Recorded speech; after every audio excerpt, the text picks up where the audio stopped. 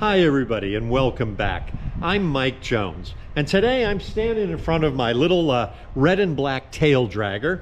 My wife named it Puffin, and it's a bush cat made in South Africa, and I use it to go beating around on some of the grass strips around here, finding unexpected and interesting places to land and explore.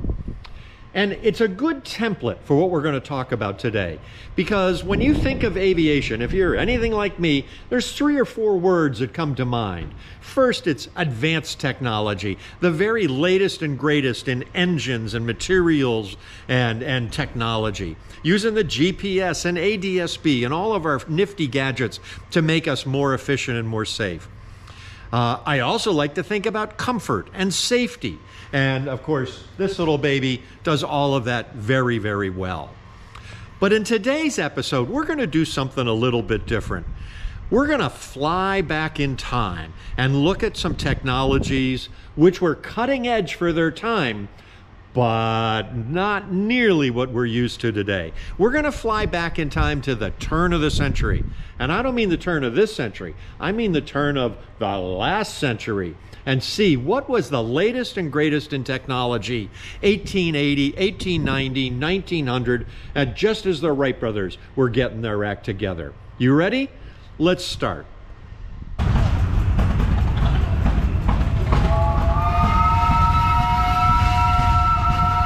So off we go to the Ederville Steam Show with my friend Tom and my buddy Mark, both of whom are real motorheads.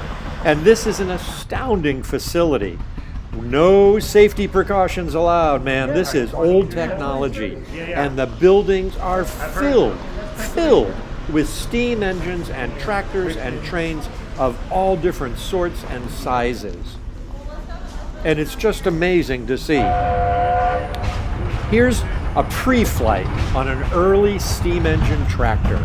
And these tractors take about an hour to warm up. They build a fire in the back, they boil the water in that long horizontal tank, and gradually they get ready to move. But this is old technology, far from perfect, and far from watertight, as it turns out. Here they are getting ready to roll. You can see the plumes of smoke. These are all wood burning.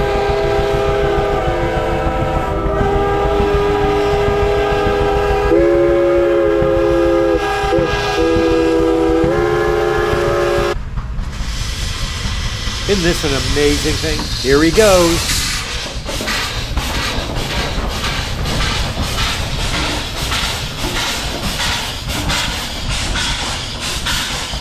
These machines weigh up to 25 or 30 tons and yet have only 50 to 100 horsepower.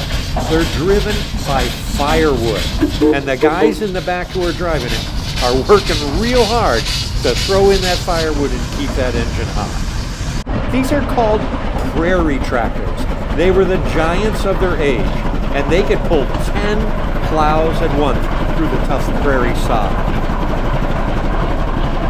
Here's how it all works, just to give you, look at that horizontal tank there, all right?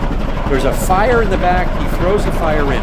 That tank is full of water, and the smoke and heat goes through little bars, through the tubes, and there it boils the water. You can see the tubes right there, and that creates the steam that drives it. Now these steam engines are flywheel engines, so every one that you see will have a big flywheel smoothing out the pulses of the various cylinders.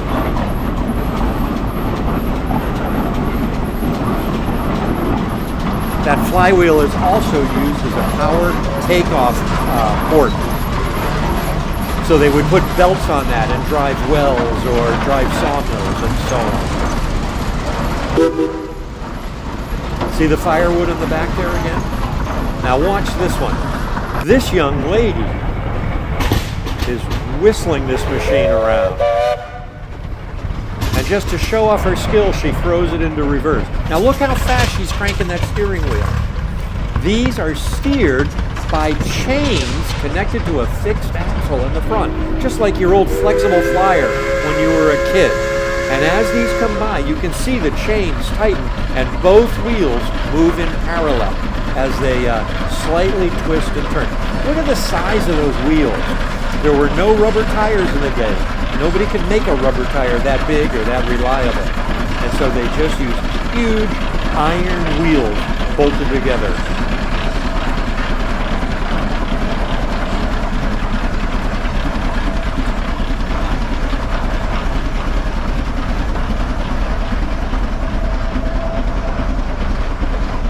And look at that sign. This was 120 horsepower, 24 tons. Now, not all of the tractors made it were prairie tractors. Many smaller ones were made as well. Here are a couple good examples. Notice the flywheel, though. Notice the smokestack and the chains steering the mechanism, the front wheel mechanism. Now, after steam engines came hit and miss engines, invented by Nicholas Otto. You got it. Who worked with Maybach and the founders of Mercedes. So he got this one running by spinning the flywheel, kind of like cranking it, and off he goes. And he is blasting out Warp 6, Mr. Sulu.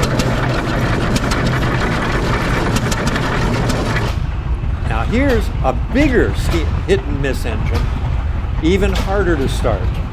Nope, didn't catch it.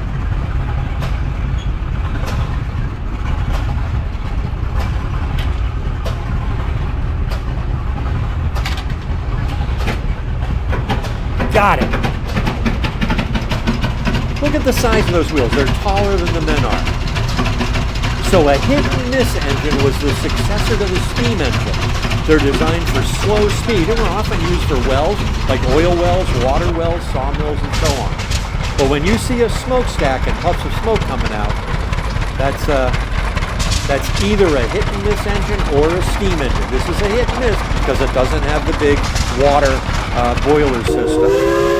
And at Ederville, even the kids get into the act, driving suitably sized machines. Here's a giant case hit and miss, and you can hear those cylinders fire.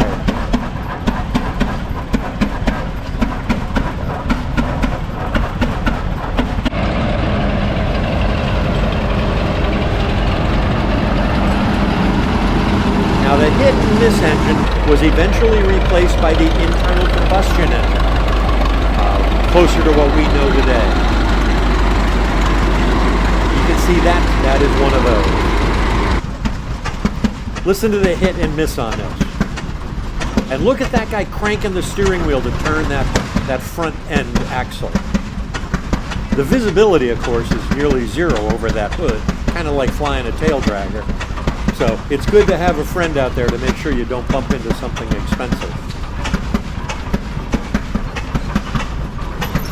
At the Ederville Millsam, there are literally hundreds of these, and many, many of them are fully operational, as you see here.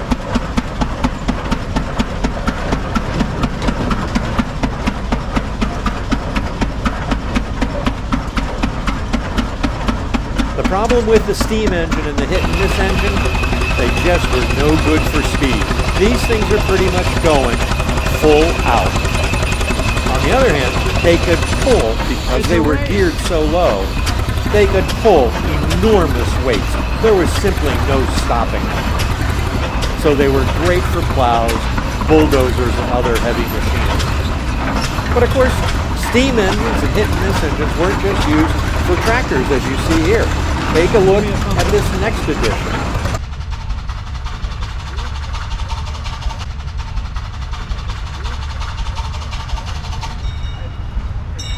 Yep, Ederville even has a small railroad.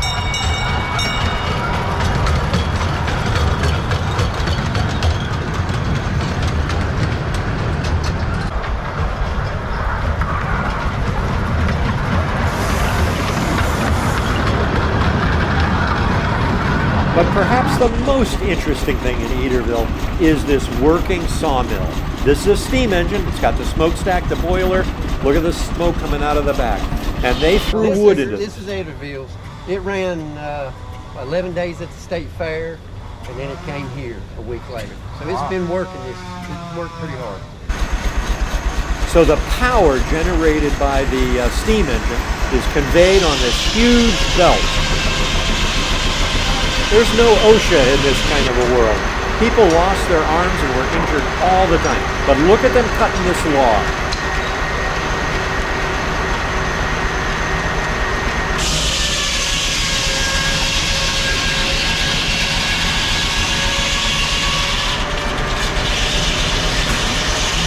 Here's the second cut. He jiggles the log just the width he wants, and in it goes for a second cut.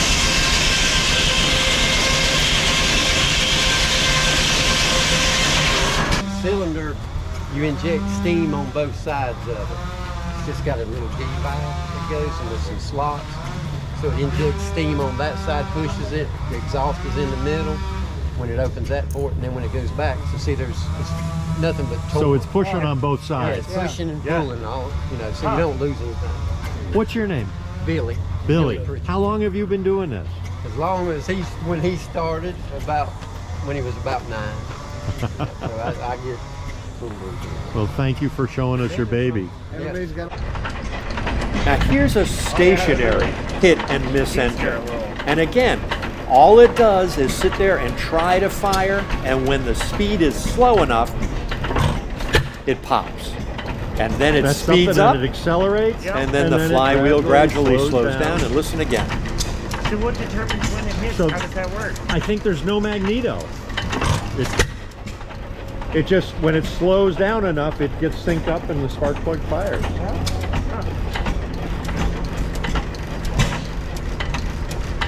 So the fuel went through there? Hit and miss engines were widely used throughout the American West.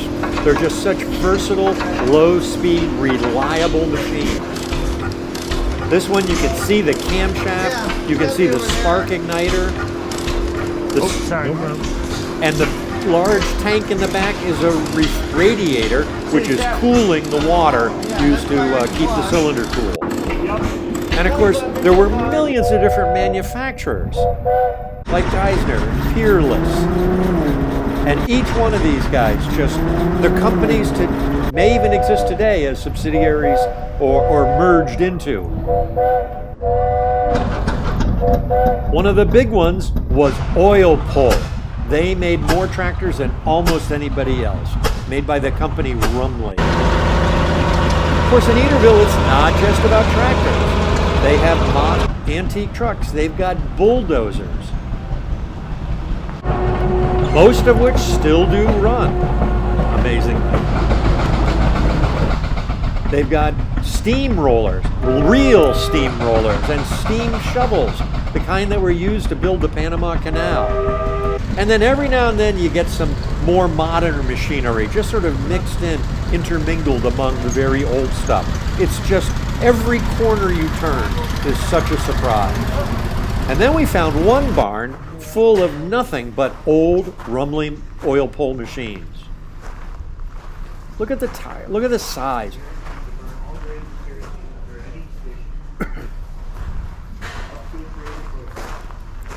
Look at this last one in the back. Look at the studs on that. This thing was not going to get stuck in any farm. Have you ever seen that? They used to do it in Michigan all the time, up in Saginaw and that area. Really?